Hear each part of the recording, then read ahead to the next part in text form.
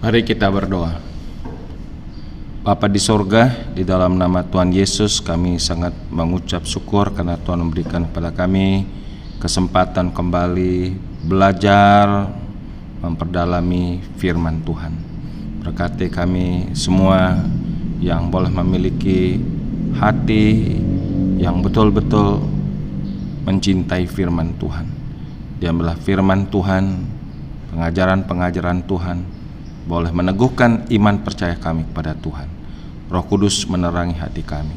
Dalam nama Tuhan Yesus kami berdoa. Amin.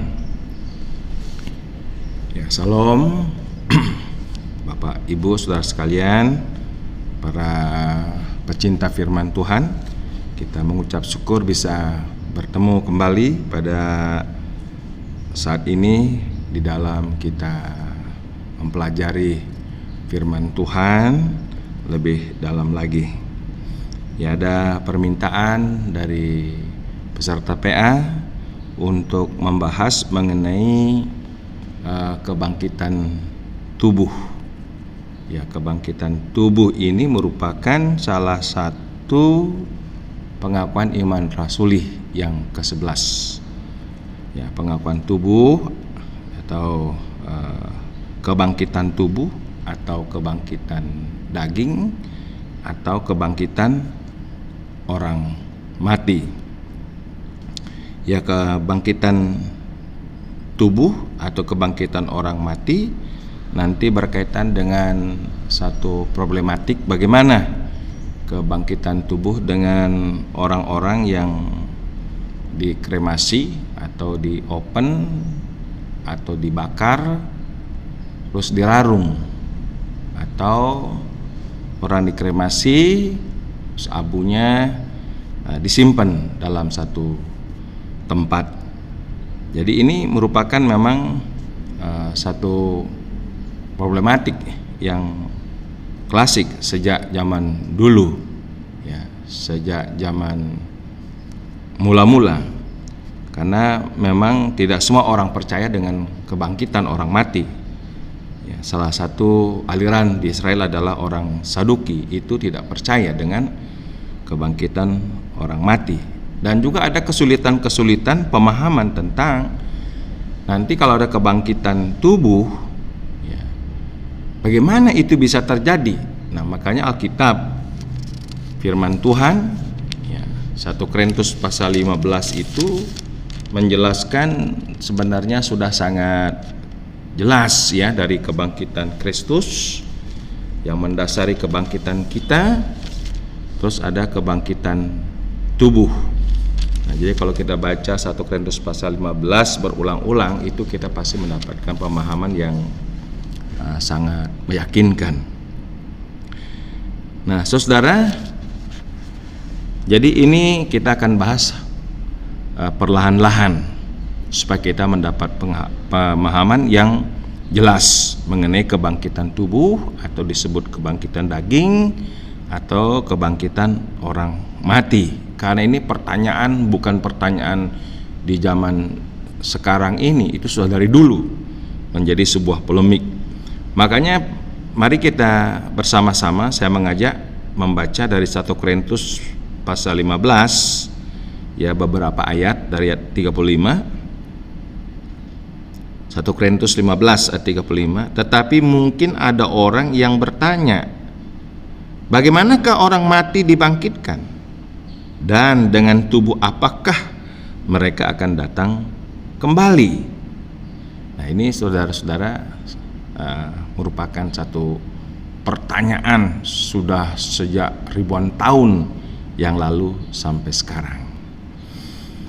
Nah, untuk kita boleh memahami, karena memang ada pro kontra, kalau seandainya tubuh yang dimakamkan atau dikuburkan, ya, orang mati yang dikuburkan, itu tidak ada satu persoalan. Tetapi kalau seandainya tubuh yang dibakar, ya, atau, ya, orang mati katanya dibakar, nah ini bagaimana? Apakah itu alkitabiah atau tidak? Bagaimana nanti urusannya pada waktu kebangkitan tubuh? Bagaimana itu bisa akan terjadi? Ya, nah inilah mungkin barangkali menjadi sebuah pertanyaan-pertanyaan yang mengganggu batin kita atau hati nurani kita. Nah, sebelum kita sampai atau saya menjawab tentang bagaimana tentang tubuh yang dikremasi atau di open atau dibakar terus dirarung atau mungkin abunya yang dipelihara, saya mengajak kita perlahan untuk memahami mengenai masalah tubuh, ya, tentang ajaran Alkitab mengenai tubuh, ya, tubuh, daging literal, ya, yang kita pakai sekarang ini. Makanya Alkitab menjelaskan ada dua macam tubuh, yaitu tubuh alamiah dan tubuh rohaniah,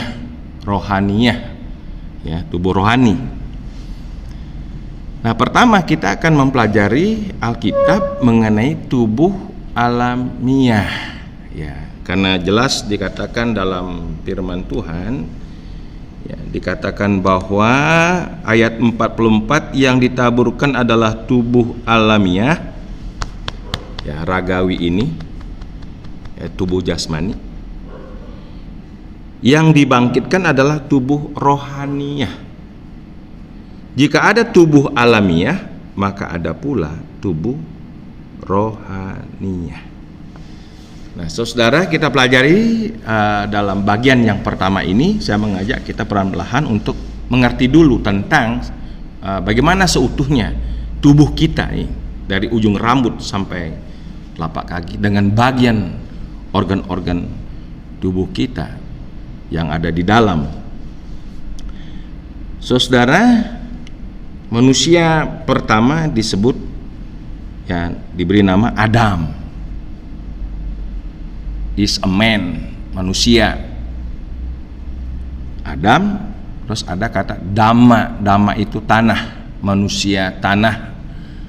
Artinya manusia yang terbuat atau terbentuk atau dijadikan asalnya dari tanah, dama, ya, dalam bahasa Ibraninya.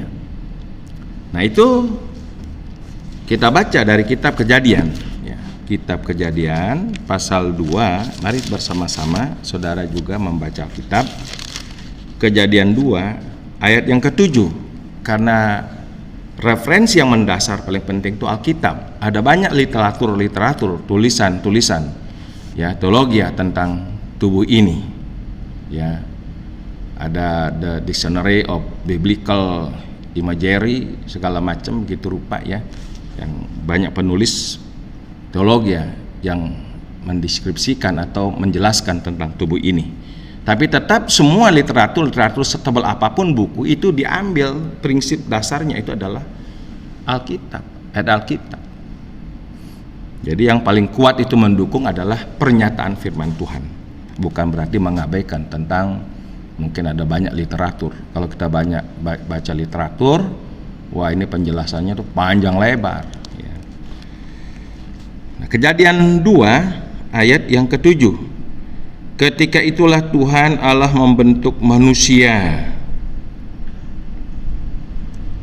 itu dari debu tanah dan mengembuskan nafas hidup ke dalam hidungnya. Demikianlah manusia itu menjadi makhluk yang hidup, ya, dhamma, dari debu tanah, adamma, ya, ya, tubuh ini. Terus akhirnya menciptakan manusia perempuan bernama Hawa. Di situ ada pernyataan, kita melihat, ya, lalu berkatalah manusia itu, inilah dia, tulang dari tulangku dan daging dari dagingku. Ia akan dinamai perempuan sebab ia diambil dari laki-laki. Dari penjadian Hawa kita menemukan penjelasan mengenai masalah tulang dan daging. Nah, berarti manusia yang dari debu tanah ini terdiri dari organ-organ tubuh di dalamnya. Ada jantung, ada paru-paru, ada ginjal, ada daging, ada darah, ada otot, ada syaraf, ada neuron, Ya, segala macam begitu rupa. Ya, itu satu rahasia. Makanya dalam kitab Mazmur 139 dituliskan di situ bahwa kejadian manusia, pembentukan manusia itu sangat ajaib. Sangat ajaib. Kalau ilmu kedokteran mempelajari tentang anatomi atau tubuh manusia itu sangat mengherankan dan sangat mengagumkan sekali. Nah, saudara, manusia yang dijadikan atau dibentuk oleh Tuhan yang berasal dari tanah, sebagaimanapun itu nanti canggihnya tubuh manusia, canggih. Ada memang bagian-bagian organ tubuh yang kelihatan dengan mata, tapi ada juga yang tidak bisa dilihat dengan kasat mata, harus dengan mikroskop. Jadi kalau ini tubuh kita dibedah, waduh, semua ya rekomendasi dari dokter tuh geleng-geleng kepala, karena memang sangat ajaib tubuh manusia ini. Tetapi sehebat apapun tubuh manusia ini, ya, dia berasal dari debu tanah dan nanti akan kembali menjadi debu tanah. Ya, kalau Kejadian pasal 2 ayat 7 ini berbicara tentang kondisi tubuh manusia yang innocent, belum berdosa. Nah, bagaimana kondisi tubuh manusia yang belum berdosa? Kalau seandainya manusia tidak berdosa, apakah tubuh ini kekal atau bagaimana? Kita tidak bisa menjawab karena Alkitab tidak komen tentang itu. Tapi yang jelas pada waktu masuk ke Kejadian pasal 3, manusia jatuh dalam dosa. Dalam dosa. Ya, semuanya seutuhnya, karena kalau menyangkut masalah tubuh itu berbicara tentang manusia seutuhnya, yang di dalamnya ada roh, yang itu nefesnya Allah diembuskan pada manusia. Nah, nefes atau roh itu, ruah itu kekal dalam diri manusia. Nah, pada waktu manusia jatuh dalam dosa, ya semuanya totalitas, ya rohnya, ya juga tubuhnya. Nah, sehingga kita menjelaskan pada waktu manusia jatuh dalam dosa, akhirnya tubuh manusia ini ada limitnya, ada batasnya, ada batas waktu untuk hidup di dalam dunia ini atau di atas muka bumi ini. Makanya kita membaca Kejadian pasal 3, dengan berpeluh engkau akan mencari makananmu sampai engkau kembali lagi menjadi tanah. Lihat di sini. Jadi Tuhan menentukan manusia akan kembali menjadi tanah. Karena dari situlah engkau diambil, sebab engkau debu dan engkau akan kembali menjadi debu. Sehingga sampai di Kejadian pasal yang ke-6, karena memang kejahatan manusia, dosa manusia itu, sehingga Tuhan menetapkan umur manusia itu ya 120 tahun. Ya, semua ini berbicara tentang kehidupan manusia seutuhnya, termasuk tubuhnya ini, itu terbatas, ada limit di dalam dunia ini. Ya. Nah, bagaimana keterbatasan manusia di dalam dunia? Yang jelas rohnya itu kembali kepada Tuhan yang menciptakan, dan tubuhnya akan kembali kepada debu tanah. Nah, ini yang kita baca. Jadi pahami pelan-pelan tentang bagaimana sifat tubuh alamiah ini berdasarkan pengajaran Alkitab. Nanti kita akan belajar tentang bagaimana sifat tubuh surgawi. Nah, kalau kita memahami dua hal ini, barulah kita bicara tentang urusan bagaimana tubuh yang dikremasi, tubuh yang nanti dibakar atau terbakar atau tenggelam. Bagaimana itu akan bisa unsur-unsurnya disatukan? Mungkin kita bertanya demikian. Nah, Kejadian kitab Pengkhotbah pasal yang ke-12.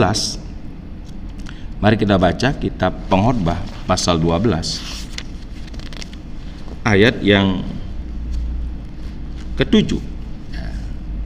Jadi jelas ini pernyataan kitab suci. Ya, dan debu kembali menjadi tanah seperti semula, dan roh kembali kepada Allah yang mengaruniakannya. Jadi ada banyak pernyataan-pernyataan firman Tuhan yang berbicara tentang keterbatasan tubuh manusia di atas bumi yang sudah berdosa ini. Ya. Dikatakan juga di dalam Ayub pasal 34 ayat 15, Pengkhotbah 3:20, Jadi bahwa tubuh manusia yang dama dari tanah itu nanti pada waktu dia sudah sampai waktunya dia meninggal atau wafat akan kembali menjadi debu tanah. Nah, karena itulah tubuh alamiah dama ini ya sifatnya itu terbatas, fana, artinya tidak kekal. Nah, ini berbicara tentang juga tubuh manusia sifatnya itu mengalami proses tumbuh penguatan. Tubuh manusia semakin bertumbuh semakin kuat, tapi satu titik manusia akan mengalami pelemahan dan terus pemerosotan. Ya, pelemahan dan terus pemerosotan. Ini sifat tubuh kita. Lahir ya. Dan terus dia bertumbuh menjadi kanak-kanak, remaja, pemuda-pemudi sampai pada puncaknya memiliki satu kekuatan stamina tubuh yang luar biasa. Sudah sampai di puncaknya baru terus mengalami pemerosot. Itu yang ditulis Alkitab. Oleh Alkitab, tubuh alamiah kita ini. Dalam kitab 2 Korintus, mari kita baca kitab 2 Korintus pasal yang keempat.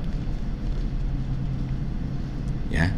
Jadi supaya kita ngerti memahami tentang kualitas tubuh dama, tubuh jasmania, tubuh alamiah ini. Ya. Natural body ya. Dikatakan demikian, sebab itu kami tidak tawar hati, tetapi meskipun manusia lahiriah kami semakin merosot. Jadi manusia lahiriah alamiah, jasmaniah makin merosot.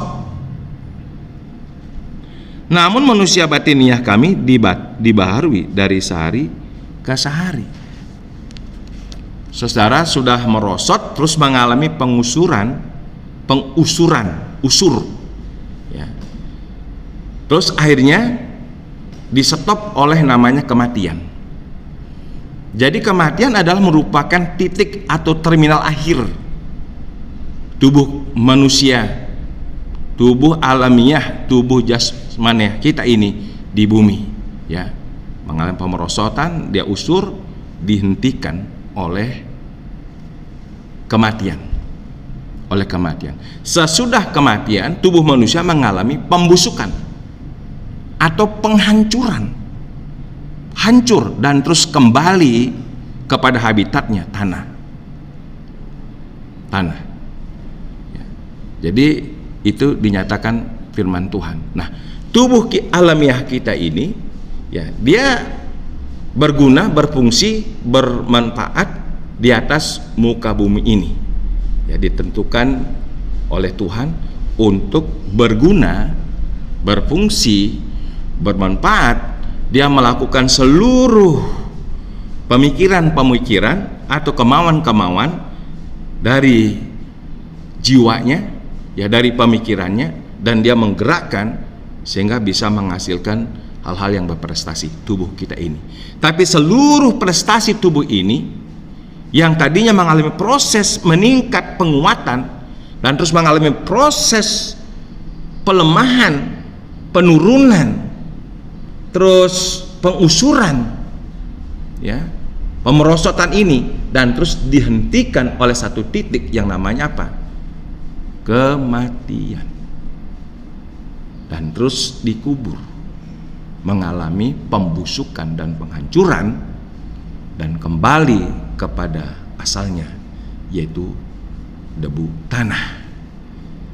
Nah, sesudah itu tubuh kita tidak bisa lagi melakukan apa-apa. Tidak ada lagi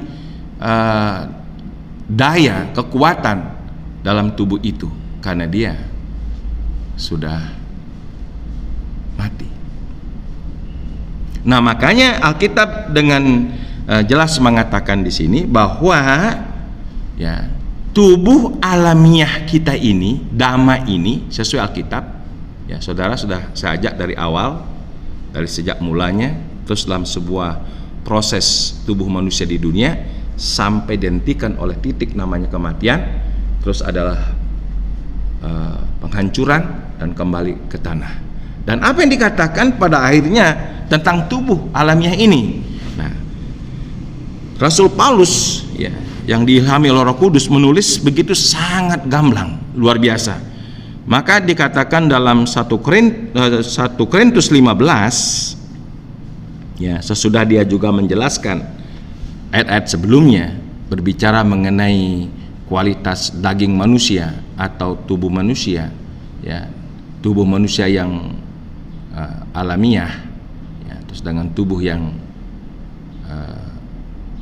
rohaniah itu, ya, tubuh yang mortal, yang fana, ada tubuh yang immortal, itu tubuh yang tidak dapat binasa. Ya, nanti di pertemuan berikutnya nanti saya akan jelaskan mengenai kualitas tubuh surgawi. Ya, dikatakan demikian pada titik akhir daripada tubuh manusia, saudara-saudara, ayat yang ke-50 ya, dari 1 Korintus 15. Saudara-saudara, inilah yang hendak kukatakan kepadamu, yaitu bahwa daging dan darah tidak mendapat bagian dalam kerajaan Allah, dan bahwa yang binasa tidak mendapat bagian dalam apa yang tidak binasa. Ini pernyataan yang sangat tegas sebagai sebuah ending dari tubuh dhamma, tubuh alamiah, tubuh jasmania. Ya, tubuh ini seberapapun istimewanya dan seberapapun yang mempunyai prestasi di dunia ini, di atas muka bumi, ya, dikatakan bahwa dhamma, tubuh jasmani ini, ya, tidak mendapat bagian di dalam kerajaan surga. Ya, tubuh yang berdaging, berdarah, ada tulangnya, ada banyak organ-organ yang lain yang nampak kasat mata ataupun yang tidak nampak oleh mata, yang sangat ajaib diceritakan oleh Mazmur ke-9 itu. Sesudah kematian, tubuh ini dikatakan binasa, lenyap, sehingga darah dan daging tubuh ini tidak mendapat bagian di dalam kerajaan surga. Nah, itulah hal yang pertama yang perlu kita pahami mengenai tubuh alamiah atau disebut dengan dhamma ini, ya, karena dia sifatnya sesudah manusia berdosa terbatas, ya, terbatas umurnya, terbatas juga kekuatannya dan lain sebagainya, dan sampai nanti mengalami yang namanya kematian. Nah, sesudah kematian, tentang tubuh ini dikatakan tidak mendapat bagian dalam kerajaan surga. Ya, itu 1 Korintus 15 ayat 50. Ya. Saudara-saudara, inilah yang hendak kukatakan kepadamu, yaitu bahwa daging dan darah tubuh dhamma ini tidak mendapat bagian dalam kerajaan Allah, dan bahwa yang binasa tidak mendapat bagian dalam apa yang tidak binasa.